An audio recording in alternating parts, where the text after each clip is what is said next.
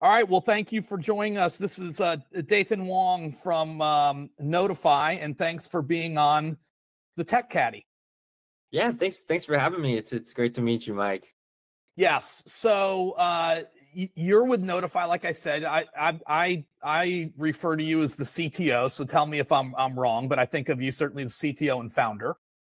Yeah, that's right. I'm CTO and co-founder. My other co-founder, his name is Jake Gordon. He handles a lot of the business and sales side of things, while I handle most of the tech and product side of things. Great. And what's your background, Dathan? Where have you been in golf all your life, or what's your background?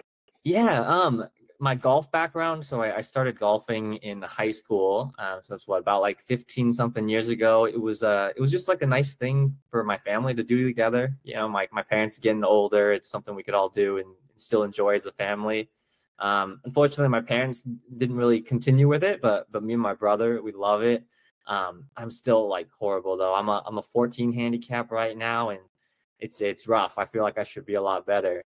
Well, don't say horrible 14 handicap, because there's a lot of people that are 14s that don't think they're horrible. So That's fair. That's fair. Yeah. And have you lived in California most of your life, or?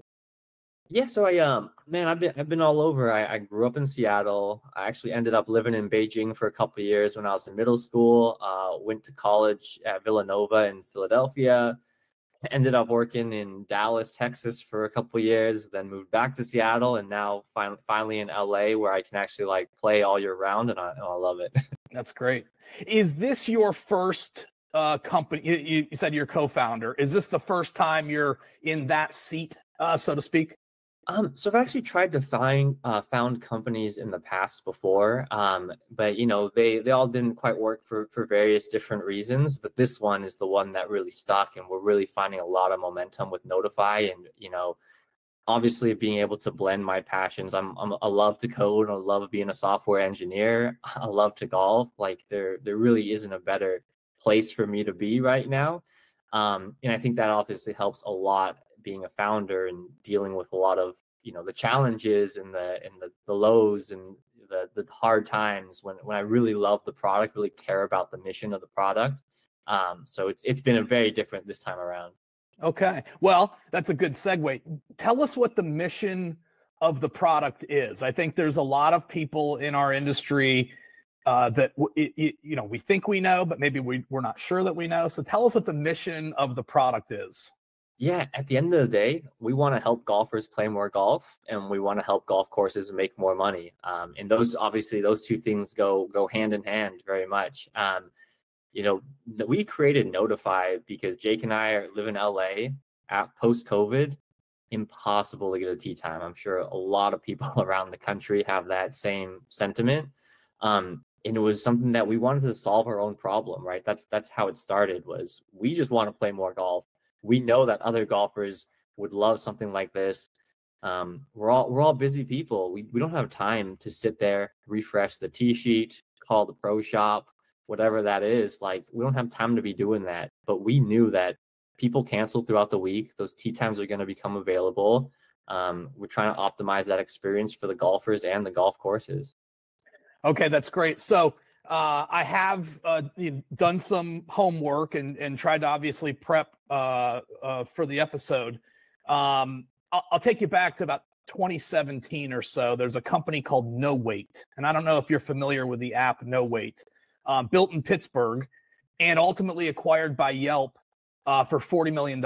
And No Wait was, really as simple as it sounds. Instead of standing in line at First Watch, let's say a breakfast place or whatever restaurant, instead of standing in line, you would simply get in line on the app, and you could watch how you could progress is in terms of being ready to be seated. But that's really not what Noteefy is. Noteefy, I think, maybe takes it another couple steps. Why don't you explain exactly what Noteefy, let's say, does for the golfer, and then we can explain what Noteefy does for the golf course. Yeah, no, that's a great analogy as well with Yelp. I think that's something that people can really probably are more familiar with. But Noteefy is not it's not a wait list in the way that, okay, everybody is going to, like, you wait in line for your turn, right? A golfer would go to a Noteefy site. They would set their preferences for what days they want to play. They can actually select the entire year if they wanted to, what time range they wanted to play, and how many players.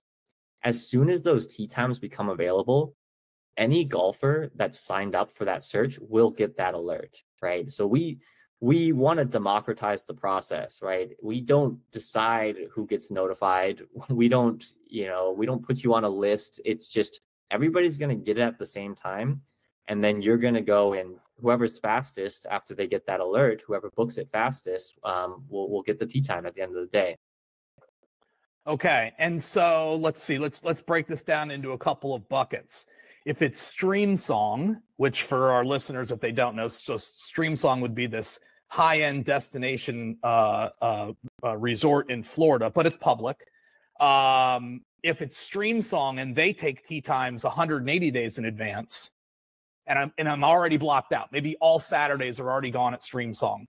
I assume that means the technology is pinging that tee sheet all 180 days out all of the time. Or maybe you can talk to us a little bit about the frequency with which it hits the tee sheet. Yeah, that's Stream Song's a great example. It's a customer of ours, and they've seen a lot of really great results with Noteefy so far. And you're absolutely right. We're checking the tee sheet every so often. This changes. We have a kind of a proprietary algorithm that determines how often we check based on a variety of factors, like how many tee times are available, how far out it is, what time of day it is. Like, we don't need to be checking at 3 a.m. at night, because we don't really want to send alerts out at 3 a.m. in the middle of the night. But that's absolutely right. So we're checking the tee sheet every so often, so you don't have to do that as a golfer. Okay. And then we said we would talk about the value for the golfer, the value for the golf course. For the golf course, I think one of the problems that you solve is, listen, there are groups of individuals that will, group meaning 4 people, maybe it's 8, but we'll say it's 4. They will book 4 tee times, all in the 9 a.m. hour on this coming Saturday. That's the captain will do that. He then will call around to his friends and he'll say, well, I've got 4 tee times. Which one would you guys like? They ultimately settle on one. And then the captain needs to go cancel 3 other tee times. I know that there's such a thing as no-shows and things come up, but I think the reality of it is when you all quote that 20% of online tee times ultimately get canceled, the reality is it's because of this captain scenario, right? Where a group overbooks, and then they kind of pare back their bookings the closer they get to tee time. So for the golf course, the benefit is when those tee times do become available, you all are helping them fill them more quickly. I assume that's what you would say the value is for the golf course. Yeah, that's absolutely one of the values. We strive to obviously provide a lot more value, but you're absolutely right. That's kind of, at the end of the day, that was the main thing that really got us into building Noteefy, and why we wanted to build Noteefy is golf courses are going to be able to fill up those last minute cancellations much more efficiently, much more quickly, and in a much more guaranteed manner. The other benefits that we provide to the golf course, not just on the revenue side, are, one is reduced calls to the pro shop. People are always calling, I'm sure like, hey, anything available Saturday at 6 a.m. And they're like, no, it hasn't been available for years. But what does the golfer do at that time, right? Or what does the pro shop even do in that scenario? Before, it was either nothing, or they keep a little Excel doc, or they write it down, and then maybe they call back and maybe you get that tee time. But now we've automated all of that so that they no longer have to, they don't have to worry about that anymore. They have some recourse to give to the golfer to be like, hey, I know you wanted to play on Saturday, sign up here. You're going to be the first to know about it. Yes. And okay. And so that's a secondary value. I know that you and I don't really know each other, but I have often said over the years that I felt like my biggest competitor was the phone, being in the tee time, right? It wasn't so much the other golf course or another product or whatever. I didn't want people to book over the phone. I wanted to push them online. So that resonates with me when you say you kind of help to solve that phone problem. So, okay. So clearly it's a revenue play for the golf course. Then it's kind of improving the work experience in the golf shop because the phone rings less, right? And so Charlie can focus on other things, and that's a great thing too. Is there other benefit? I get the sense that maybe there's a data benefit for the golf course, but I don't know. I'd be interested to learn. Absolutely. No, hey, you did your research, you segued perfectly.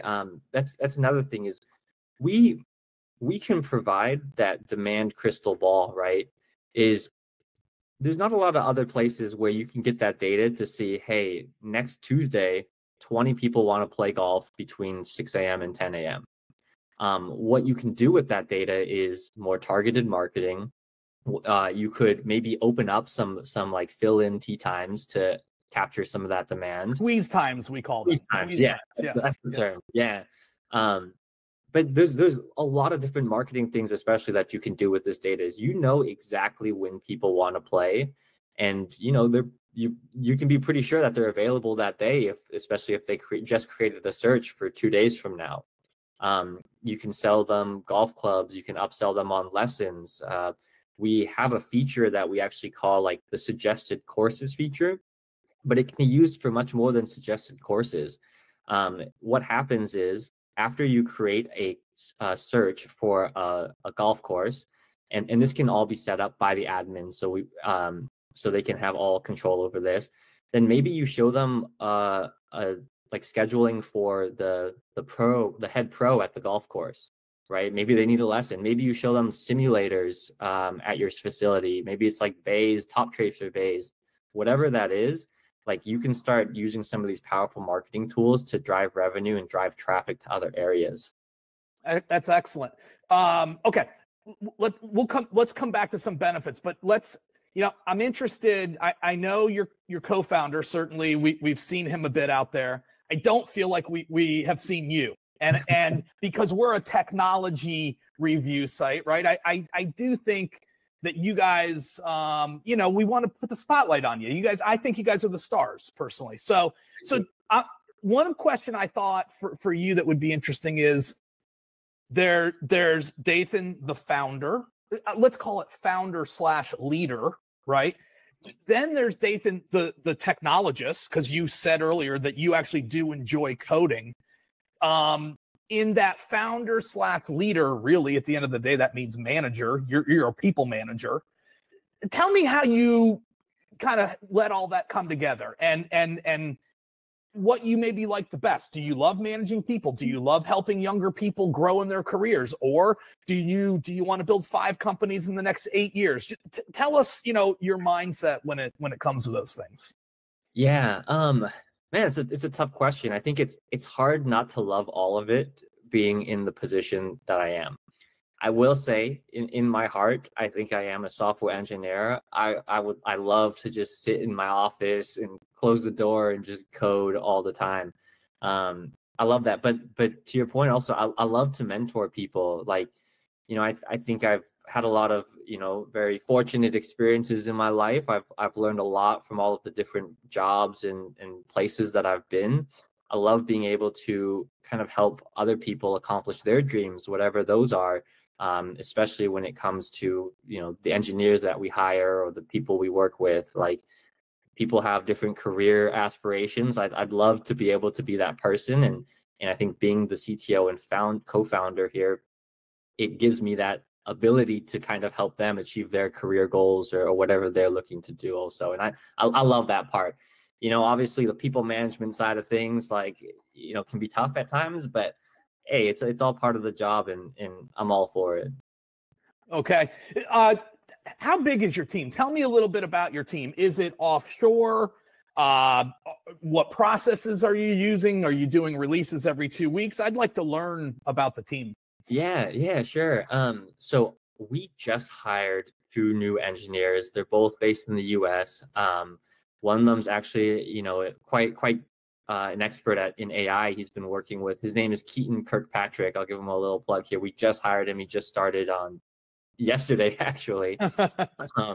He's been working with a team at UC Berkeley doing some AI research just for fun. And the engineering team right now is 5 people, including myself. All 4 of us are based in the US. We have one guy in India, and he's amazing. He's kind of been here from the start. But we really pride ourselves on having our in-house engineering team, right? Having in-house engineering where we can iterate really quickly, where we're all golfers. We love the game of golf. We can all get on a call with customers and really, we understand the problem because we feel the problem every day. It really helps us build a better product and understand, the golf courses and golfers better. That's great. So I am curious to learn, what is it that you've built, right? So in other words, did you build a bot that essentially crawls booking engines, right? And then organized communication? Did you build something that relies on interfaces and needs to be a little more tightly integrated into the T-Sheet software? I'd be curious, and certainly don't want to break any proprietary information, but I'd be curious as to what it is that you actually built. Yeah. So, the underlying technology, what we're doing is we're matching that supply and demand, right? We're getting all of these searches that people have created. We're looking out on the internet to see what supply is available, and we're matching that and sending notifications out. We do have direct integrations with a lot of the top T-Sheet providers. So there are cases where we do have integrated APIs to get that data that we need. And in other cases, we do just scrape the internet for that publicly available data.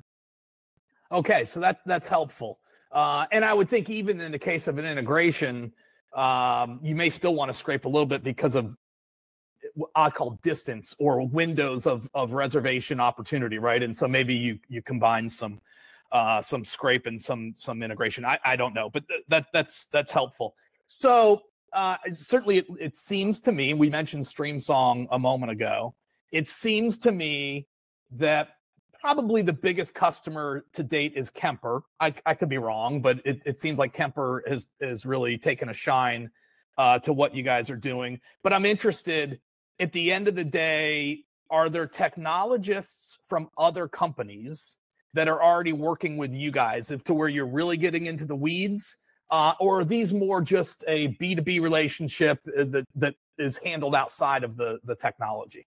Yeah, I mean, absolutely. As you mentioned, Kemper is they were one of our first customers, and we're very thankful for them for taking a bet on us and trusting our team here.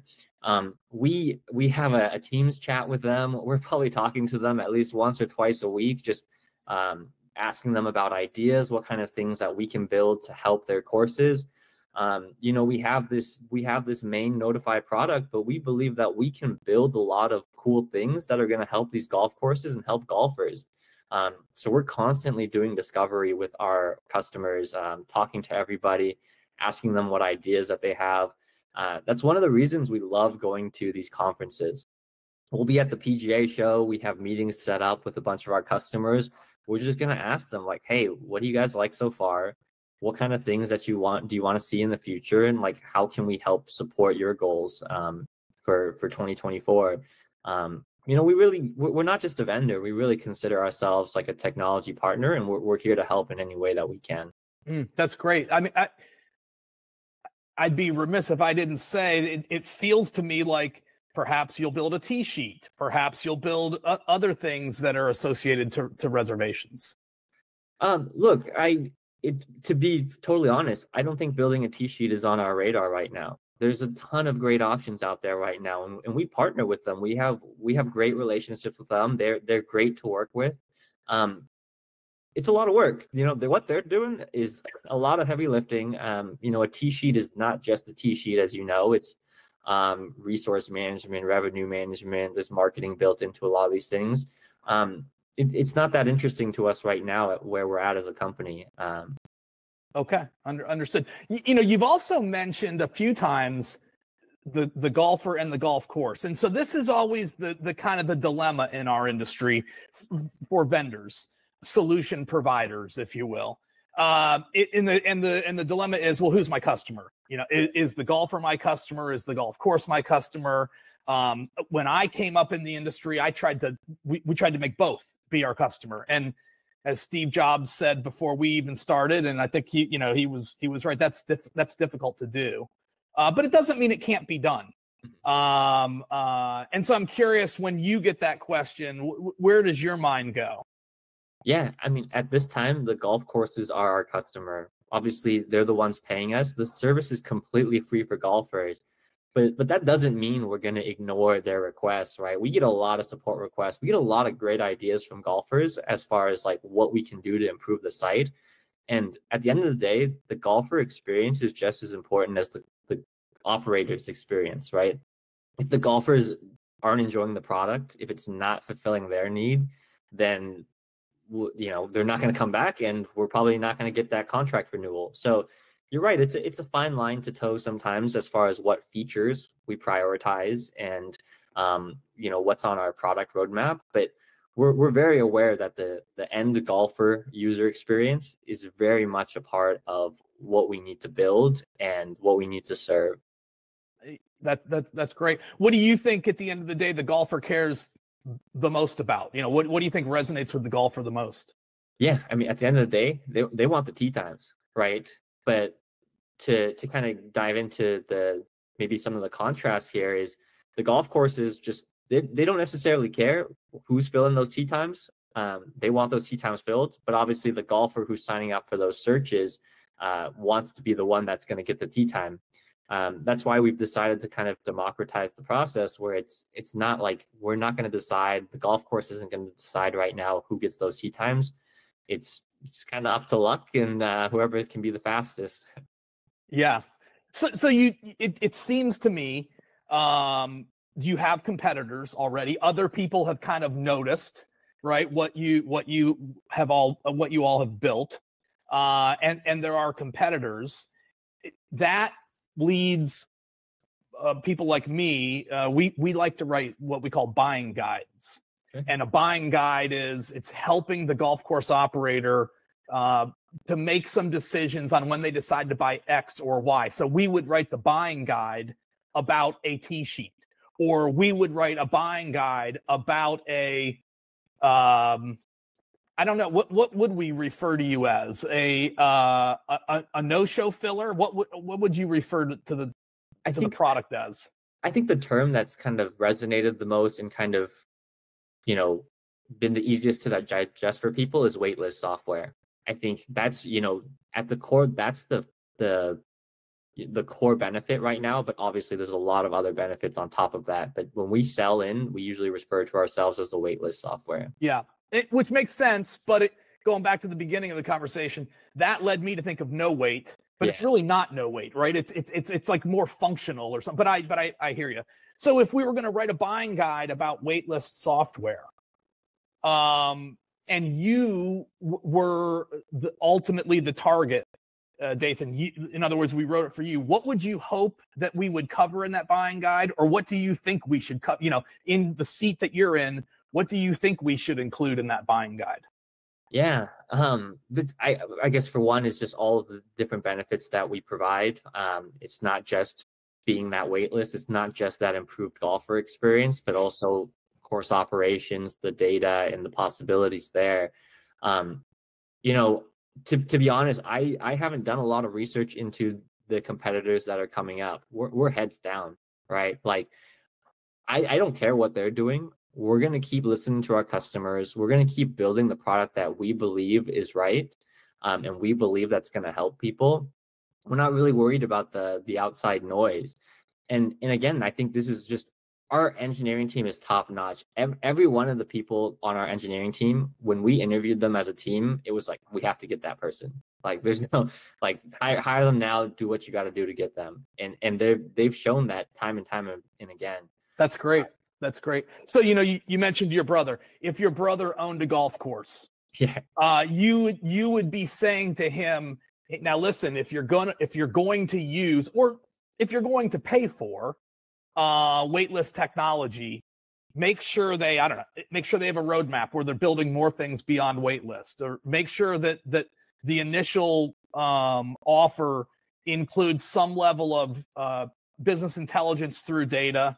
It includes some level of predictive right analytics to help them better revenue manage their T-sheet moving forward. It sounds to me like those are the things that you would recommend, but I don't want to put words in your mouth.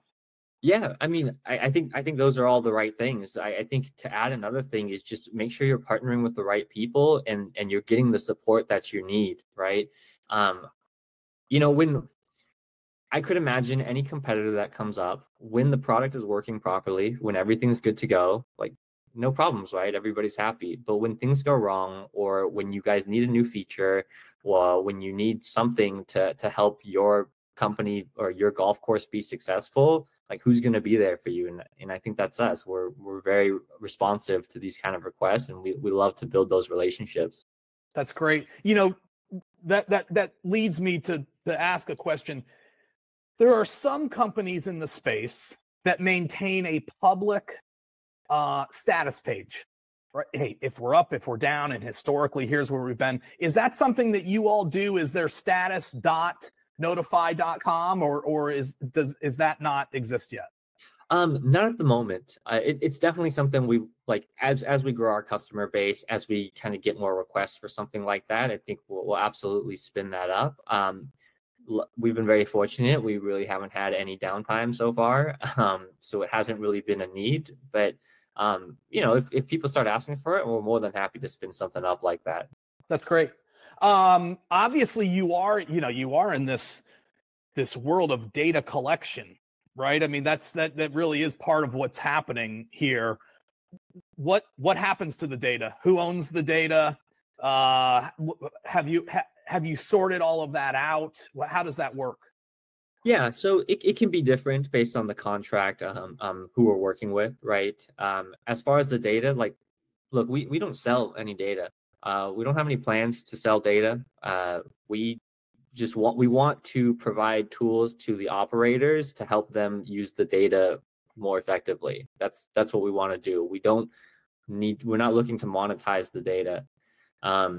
We're going through our SOC 2 Type 1 compliance process right now. That's like that's always fun. Yeah, it's a security certification for anybody who might not know. There's Type 1 and there's Type 2. We're doing the Type 1 now. We're going to get the Type 2 later.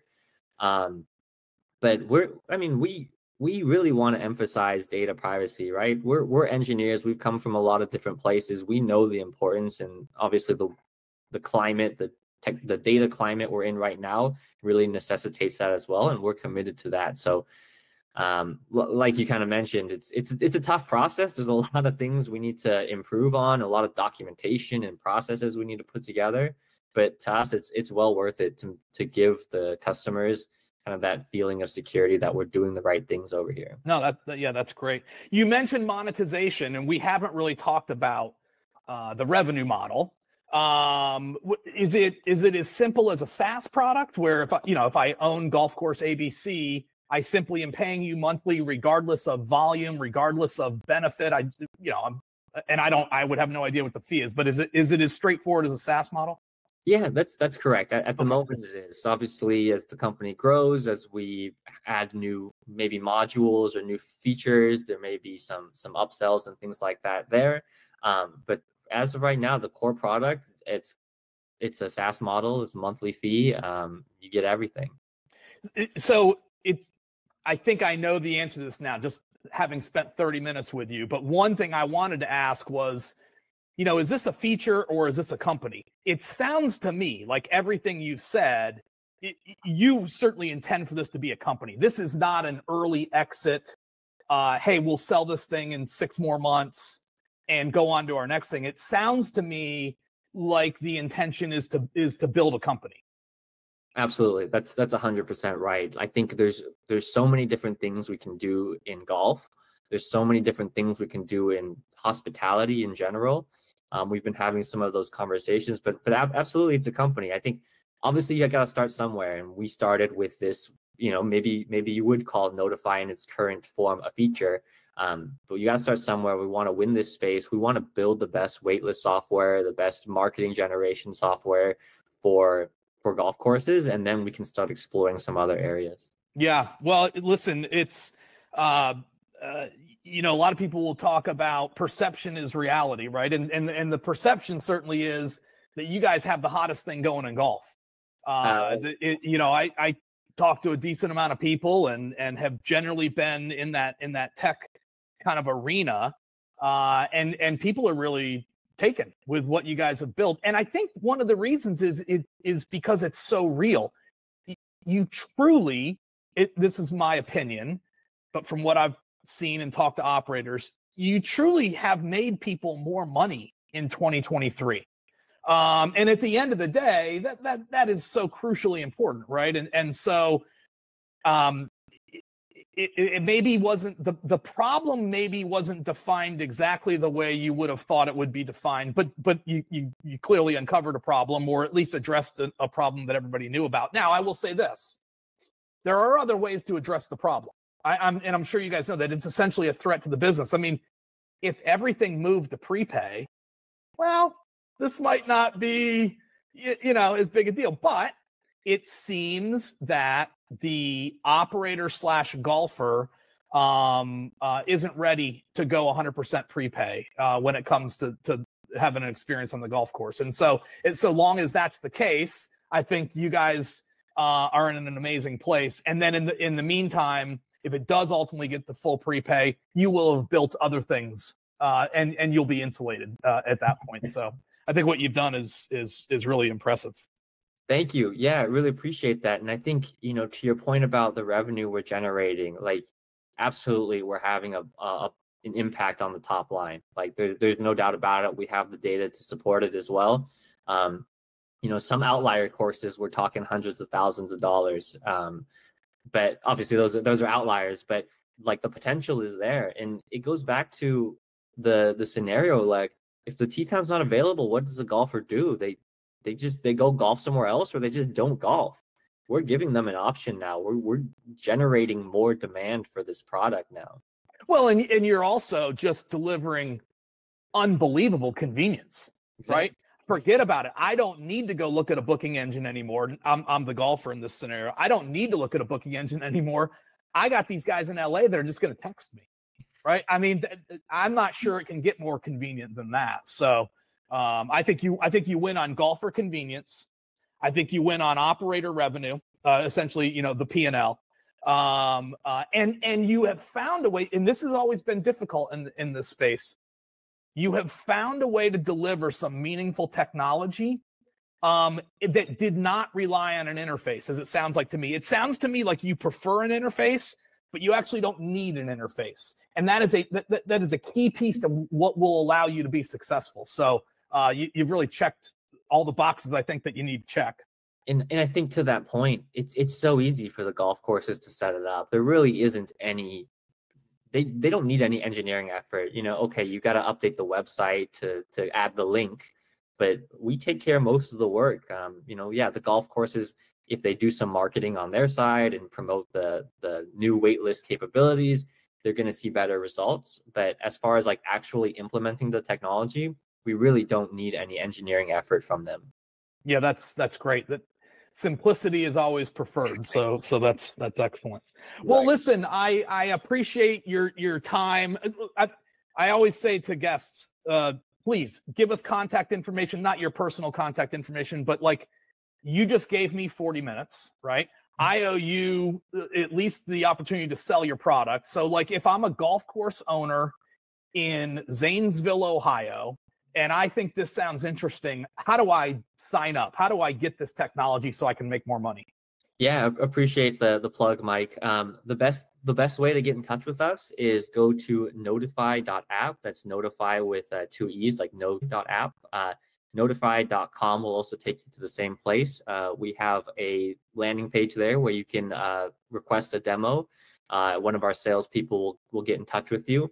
But hey, if you want to reach out to me directly, I'm just Dathan at noteefy.app. Feel free to shoot me a message and I'll route you to the right place. That's great. We've had some traffic come in the last 24 hours on our site as well. Obviously, one of the things that we do is people write reviews about the technology that they use. Golf course operators. We We hope that golfers are not reviewing it too much. We're really focused on the operator, but people write reviews about the technology they're using to run their golf course, and we've seen some traction already on that Noteefy page. So, congrats to you guys for that. Well, listen, you're off to the PGA show. Yes. Good luck. Will you go as well? Yes, our whole team is going to be there. We're a remote company, so this is the first time everybody's going to be together, which is going to be amazing. Oh, good for you. That's great. Go have awesome dinners on Sand Lake Drive and enjoy the convention center. And again, I appreciate you coming on the Tech Caddie, and really looking forward to watching what you guys do moving forward. Thank you so much, Mike. It was great to meet you. Thanks for your time. Okay, thank you.